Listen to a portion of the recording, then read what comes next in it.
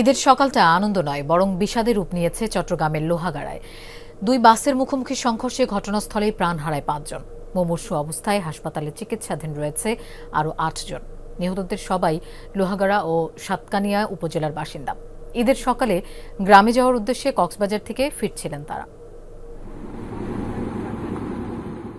চট্টগ্রামের লোহাগাড়ার চুনুতি জাঙ্গালিয়া সড়কে দুই যাত্রীবাহী বাসের মুখোমুখি সংঘর্ষে সড়কে মুমূর্ষু অবস্থায় পড়ে থাকতে দেখা যায় যাত্রীদের।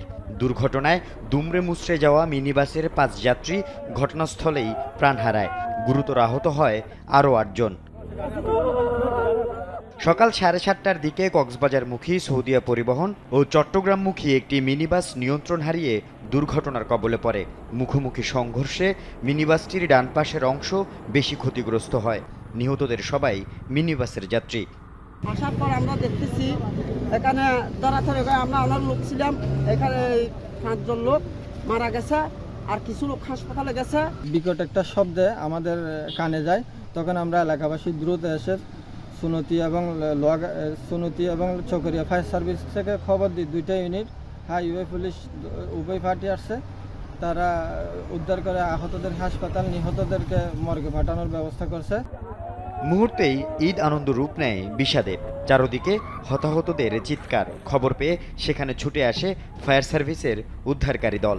স্থানীয়দের সহায়তায় নিহত ও আহত যাত্রীদের উদ্ধার করে নিকটস্থ হাসপাতালে পাঠানো হয়। কক্সবাজার থেকে একটা মিনি বাস মুখোমুখি সংঘর্ষ হয় ঢাকা থেকে ছেড়ে আসা সৌদিয়া পরিবহনের সাথে। এর থেকে ঘটনাস্থলে 5 জন মারা যায় এবং 6 জন গুরুতর আহত হয়। আহতদেরকে পদুয়া হাসপাতালে পাঠানো হয়েছে।